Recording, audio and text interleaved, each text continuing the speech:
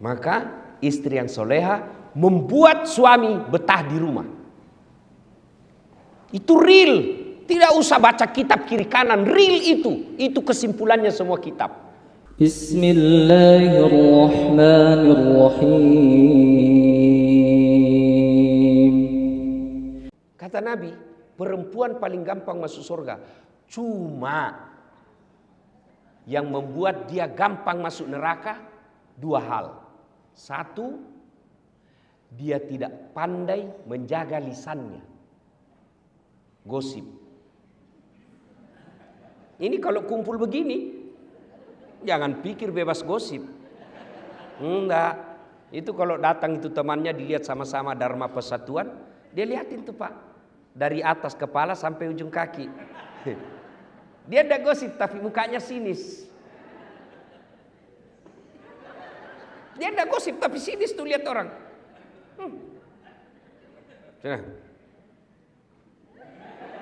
Kenapa? Kayak umbul-umbul. Iya toh Ibu? Maka perempuan kalau dia mampu menahan lisannya, insya Allah gampang masuk surga. Tapi sayang seribu sayang, setan tahu rahasia ini. Maka dibuatnya gampang dia terprovokasi. Kau tahu anu?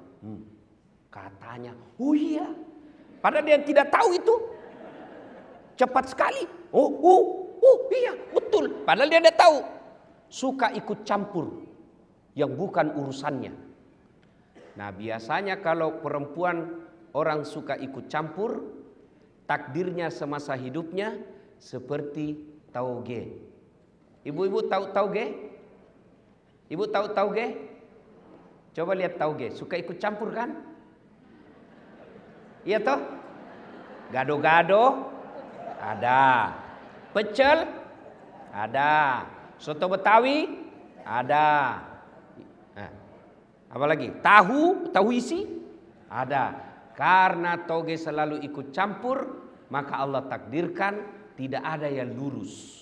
Semua tauge bengkok. Jadi kalau ada ibu-ibu pagi-pagi gosip, teriak saja, "Oi, tauge dia." Ayuhibbu ahadukum, kata Allah, sukakah kamu memakan bangkai sesamamu manusia? Inilah penyebab utama putusnya persaudaraan. Gosip. Cerita kejelekan orang. Meskipun saya jelek, saya tetap marah ketika kau cerita saya jelek. Itulah sebabnya Allah melarang. Zaman dulu, zaman Pak Menteri sekolah, zaman Pak Menteri masih pegawai biasa di kantor ini, gosip masih lebih sulit daripada zaman sekarang. Kalau dulu mau gosip harus tatap muka di satu tempat. Sekarang satu di Jenek Berang Makassar, satu di Jawa Timur, satu di Riau, kumpul di grup Dharma Wanita Persatuan PUPR. Siapa yang dikosip? Temannya yang ada di Jambi. Nah, itu tidak perlu ketemu. Setan mempermudah. Dan kita gampang sekali mencet jari ketika berbicara keburukan orang. Itulah sebabnya Nabi sampaikan, beruntung orang yang terlalu sibuk mencari aib dirinya sehingga tidak punya waktu untuk mencari keburukan orang lain. Itulah pepatah dulu waktu kita sekolah mengatakan, semut seberang lautan tampak olehnya, sementara gajah di pelupuk matanya tak nampak. Ini yang banyak sekarang di media sosial. Apalagi jelang Pilpres kemarin. Oh Masya Allah. Orang mau jadi presiden, dia panen dosa. Maka ibu-ibu, saya cinta kalian karena Allah, hindari gosip. Hindari gibah. Tapi yang saya ceritakan benar. Justru benarnya namanya gibah. Kalau salah namanya fitnah. Maka pelajaran pertama, kalau mau merapatkan persaudaraan, hindari gosip. Perempuan kalau mampu menahan lisannya dari gosip, insya Allah gampang masuk surga. Yang kedua, kata Nabi, penyebab perempuan gampang masuk neraka karena dia tidak mampu mensyukuri kehadiran suaminya. Coba, berapa banyak nanti perempuan soleh secara ibadah mahdah kepada Allah, tapi terpaksa masuk neraka. Kenapa? Karena dia sudah bantah, suka melawan, suka menjajah suaminya.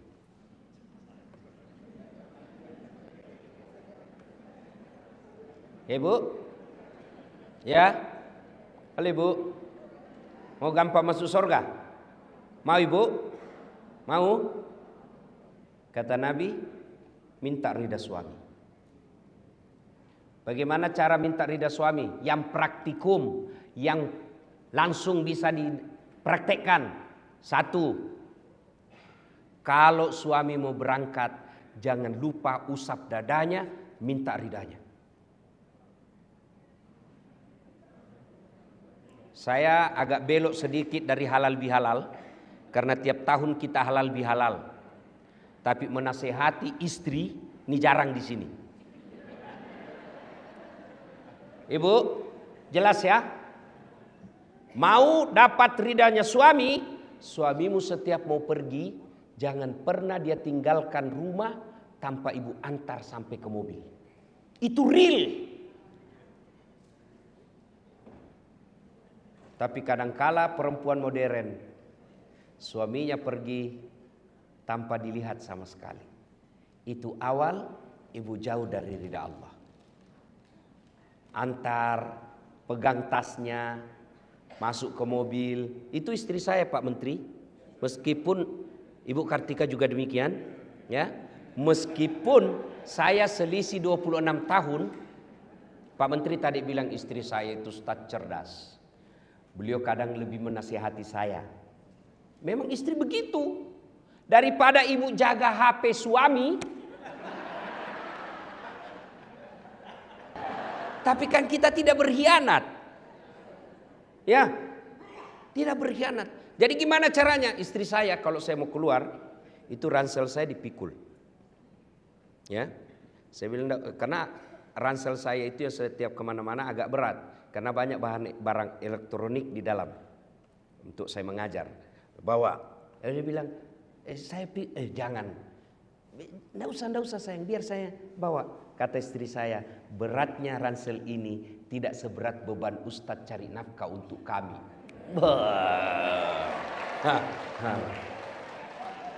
Bagaimana Pak Irjen pernah rasakan seperti itu Pak?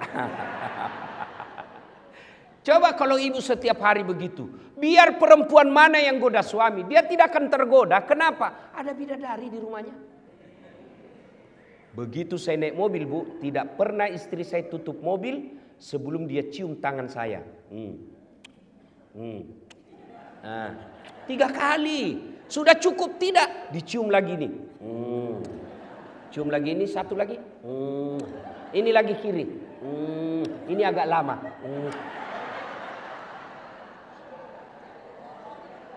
Ayo bapak-bapak pernah merasakan? Ibu-ibu setiap mau pergi suami, cium tangan. Nah, pantas perempuan lain cium tangannya suami. Coba ibu amalkan deh, ini real. Nggak usah, ibu tidak usah menjelis taklim 1 bulan kalau nggak praktek ini. Itu real bisa ibu dapat ridha suami. Apa cukup sampai di situ istri saya? Tidak. Dia usap dada saya, lalu dia bilang, Ustadz, ridhoi saya. Dia tidak tutup pintu mobil sebelum saya bilang, ya meskipun semalam bertengkar. Bohong kalau ada suami istri tidak pernah bertengkar. Apa Ustadz tidak pernah bertengkar? Bohong.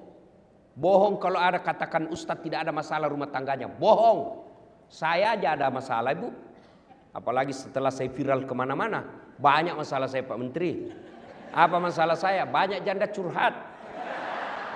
Modus pura-pura minta doa-doa penenang jiwa. Lama-lama dia bilang Ustadz, maukah Ustadz menjadi imam dalam hidup? Saya bilang mohon maaf ibu, saya bukan imam, saya penceramah.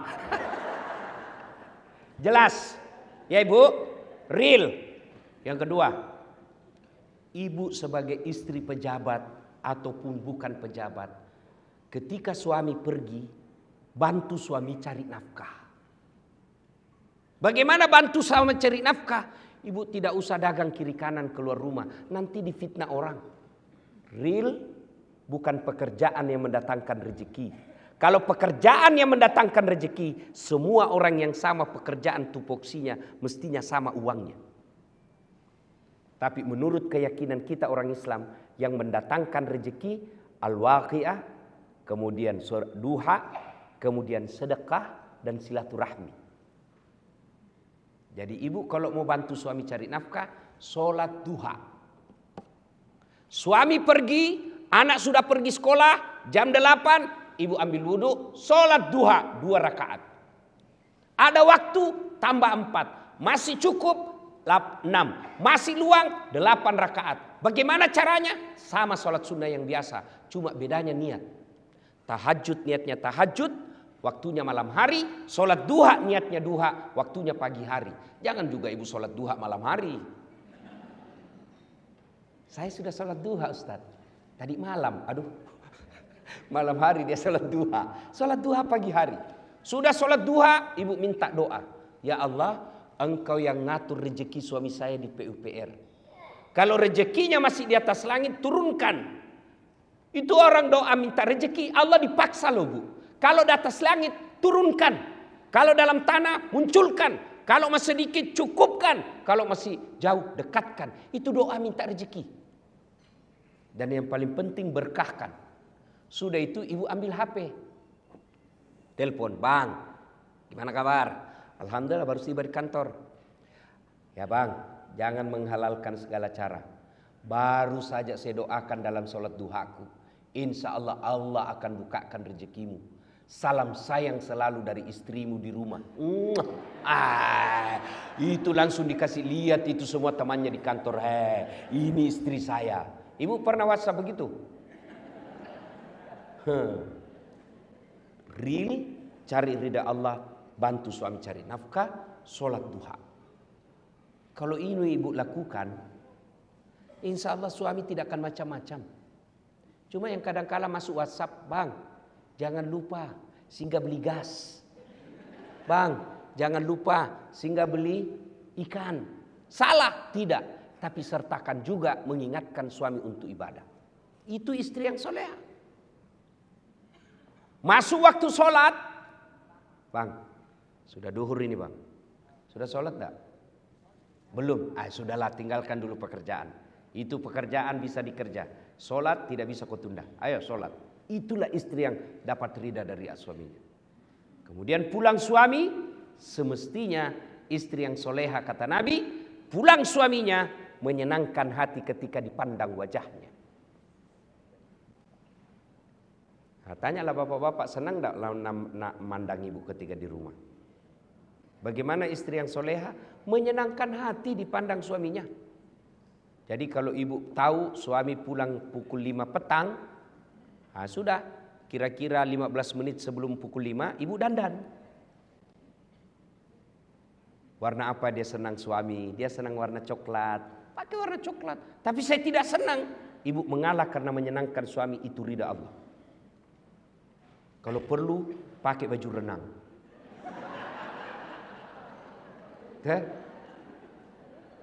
Alhamdulillah ibu-ibu saya lihat semua hari ini, masya Allah cantik semua. Tapi saya curiga hanya karena ada acara. Tapi begitu mau tidur dengan suami, daster. Ada pula itu bedak yang putih di sini penuh, baru dikasih timun. Ada handuk di kepala. Bagaimana suami tidak depresi? Aduh, setengah mati sih cari duit begini jodoh saya. Maka istri yang baik menyenangkan hati ketika dipandang wajahnya. Yang kedua kata Nabi, ketika suamimu ada di rumah, maka buat dia tenang dan betah di rumah. Mohon maaf ibu ya, saya sengaja tema ini bahas karena ini acaranya Dharma Wanita Persatuan. Supaya ada bekas kita bawa pulang untuk ini, Bu. Dunia sementara. Pak Basuki menteri sekarang, tinggal beberapa saat. Akan ditinggal. Tapi menjadi suami, menjadi istri, itu bisa sampai akhirat. Dan ibu tahu makna dari doa fid dunya hasanah.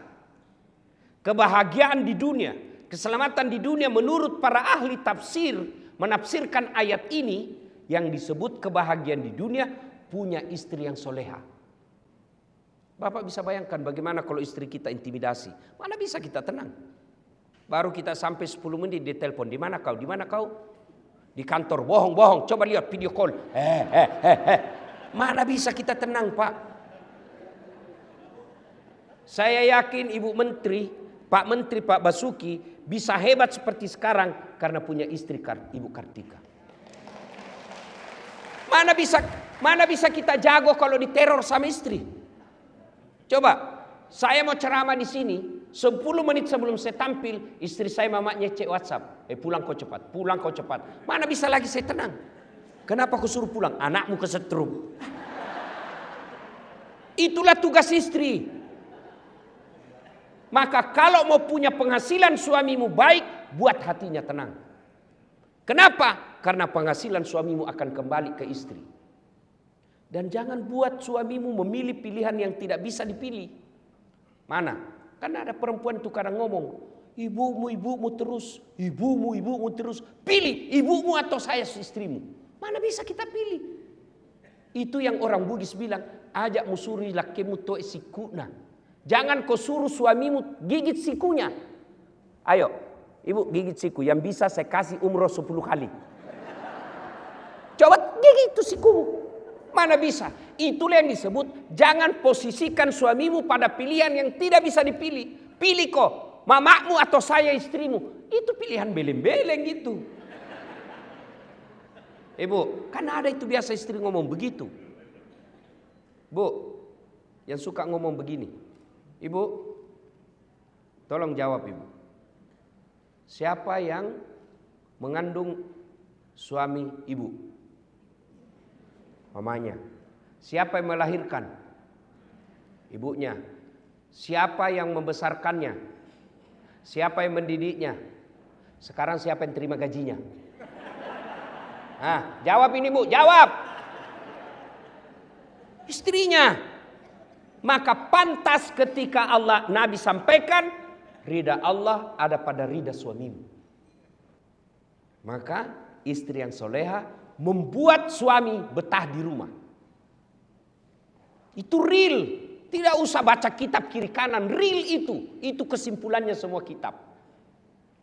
Ibu, sekali-kali pikir tuh, susahnya itu jadi suami. Di jalan macet. Di kantor dimarah-marahi Pak Dirjen.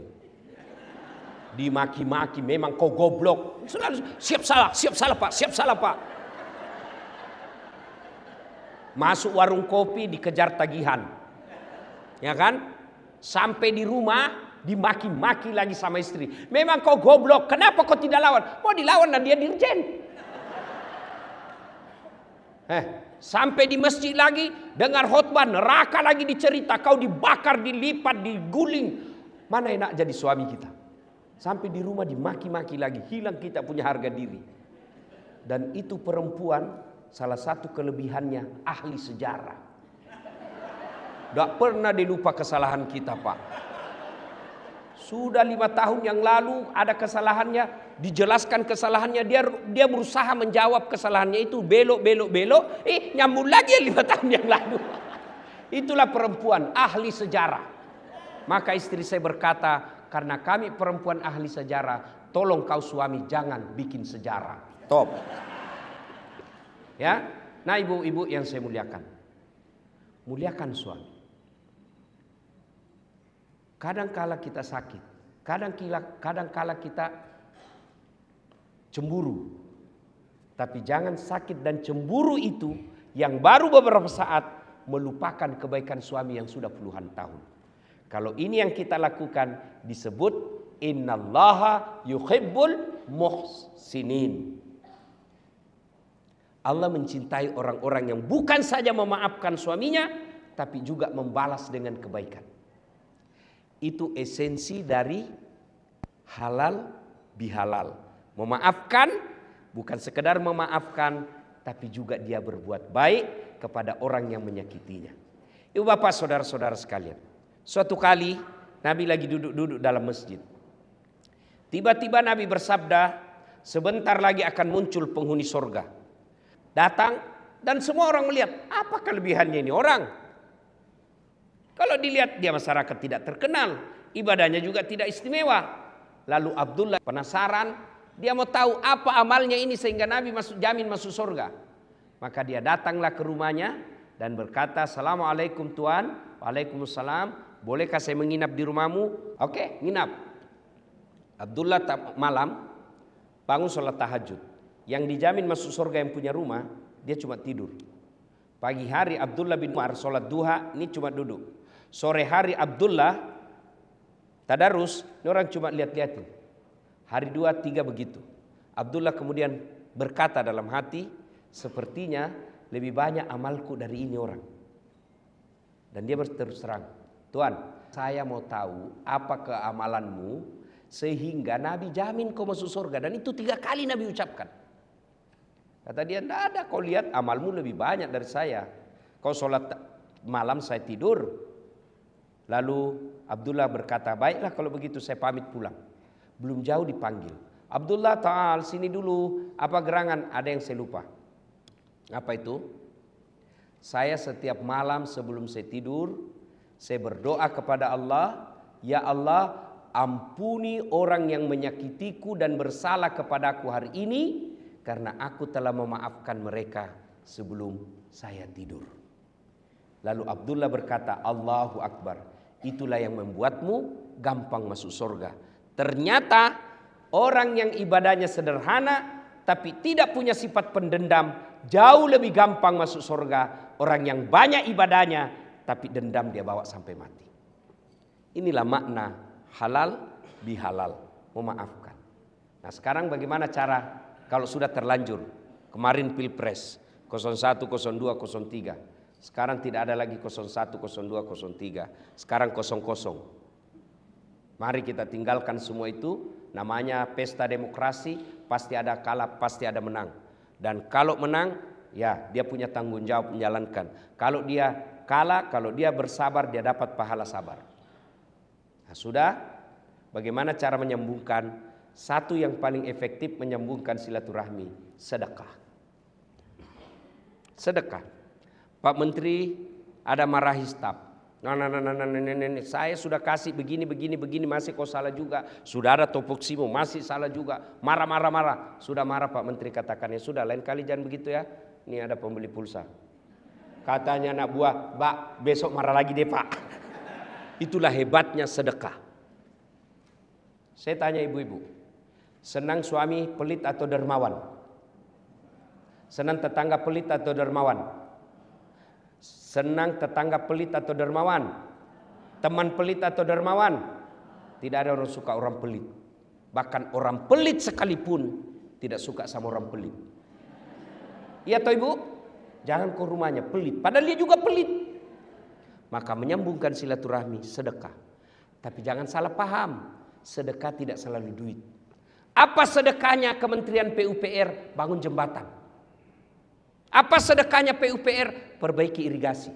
Itu sedekahnya.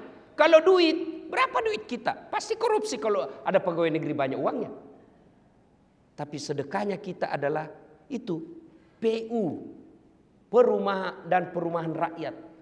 Lakukan tugasmu, insya Allah meskipun pensiun, amal jalan.